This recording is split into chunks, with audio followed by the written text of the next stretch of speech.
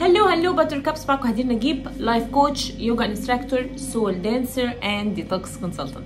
النهارده جايه اقول لك على نقطتين مهمين جدا، وهي ازاي تبقى عندك قبول وحضور في الديت اللي انت نازله، وازاي في الانترفيو تبقى عارف ان الشغلانه دي خلاص في ايدك. انتي لو لسه بتتعرفي على شخص ولسه بتتعاملي معاه، من المهم جدا يبقى ايه جواكي، عشان خاطر الاتيتيود بتاعك يوصل مسج فيها فايبس قويه بانك شخص عندك قبول وحضور، وشخص يا ريت احافظ عليه ويا ريت اتملكه.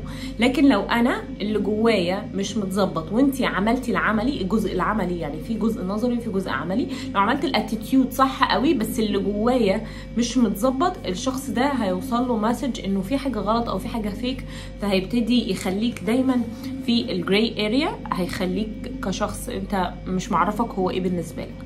طيب ازاي ان اللي جوايا ده يخلي الاتيتيود يطلع صح ويوصل مسج صح؟ من المهم جدا ان انت وانت نازل تبقى واحد عارف كويس قوي انه الشخص ده مش هيقدم لك اي احساس عن نفسك حلو. يعني انت احساسك بنفسك مكتمل وعمل ابروف عليك، مش هيحسسك انك انت تمام، لا عادي.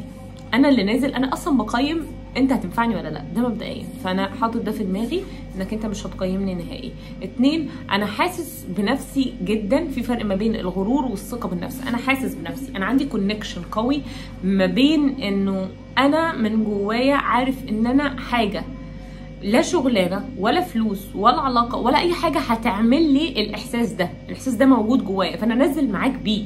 انت اصلا مش هتقدم لي الاحساس ده.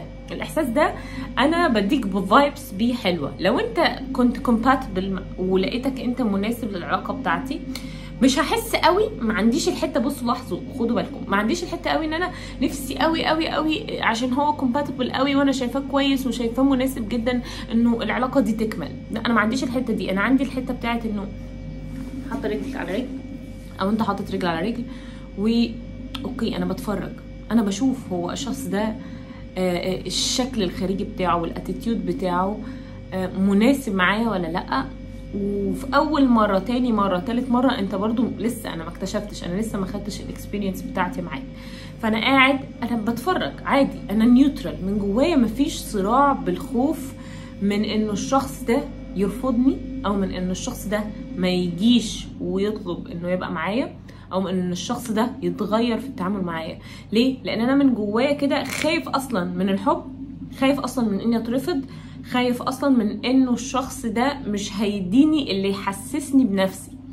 فبالتالي الاتيتيود اللي بيطلع مني مهما كان ايجابي او مهما كان حلو او مهما كان مظبوط، وزي ما انا بقول لك العملي مظبوط، اللي جوايا هيتفقس، هيبان قوي انه في اتيتيود فيك.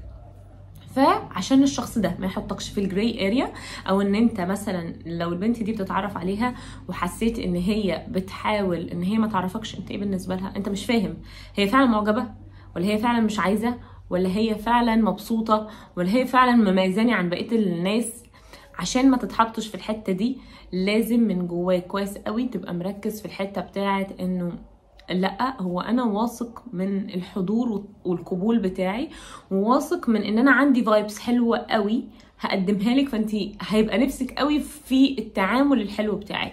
ولو انتي ما خدتيهوش، دي مشكلتك مش مشكلتي. يعني انتي لو ما حبيتيش اتغيرتي من اول مره او ما بقيتيش عايزه العلاقه، دي مشكلتك. لكن انا عارف انه انا مكسب وجودي في الدايره بتاعتك.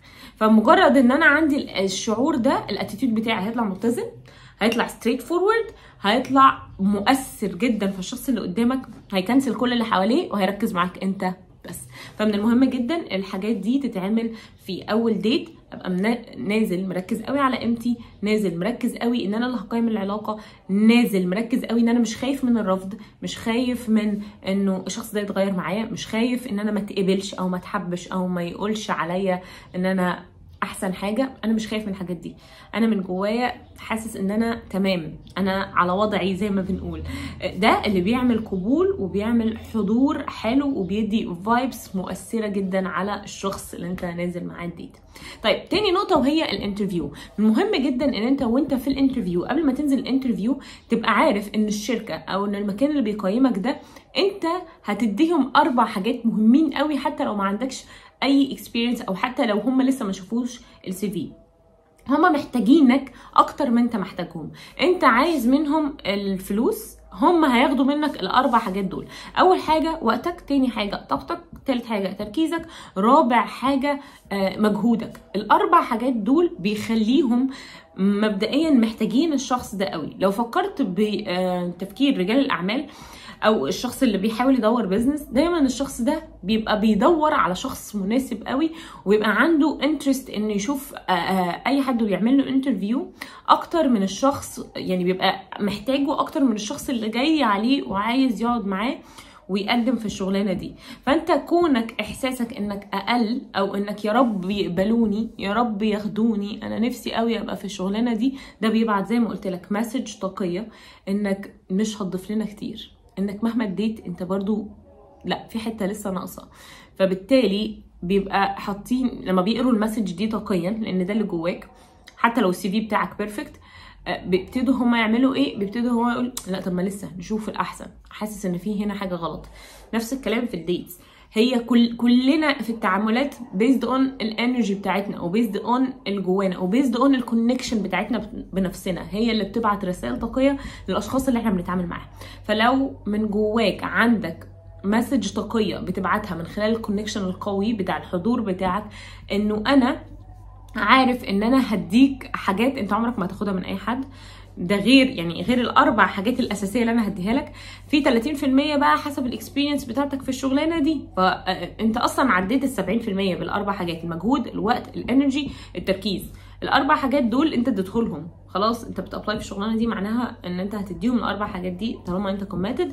30% على السي في او الاكسبيرينس اللي موجوده في السي في. فبالتالي انت داخل وعندك احساس بانك كده كده مقبول، انك كده كده هتتاخد، انك كده كده هما يبقوا نفسهم فيك عشان انت كوميتد وعشان انت هتقدم ال4 حاجات المهمين دول غير الاكسبيرينس بتاعتك.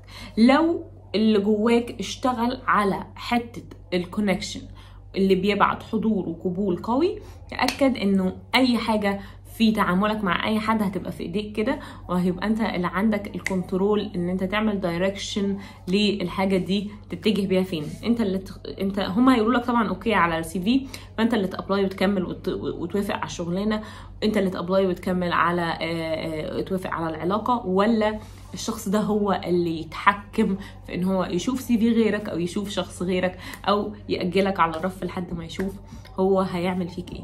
فمن المهم جدا يبقى انت اللي عندك الكنترول وعندك الكونكشن القوي اللي يبعت حضور وتقبل قوي.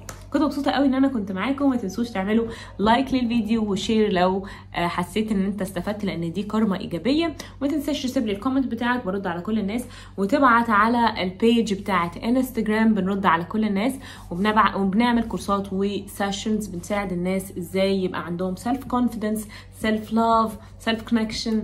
بنعمل كورسات عن حاجات كتير قوي ممكن تبقوا تشوفوا مع الاسيستنتس هيتابعوا معاكم ويقولوا لكم ايه كل الحاجات اللي موجوده. اشوفكم في فيديو تاني. باي باي.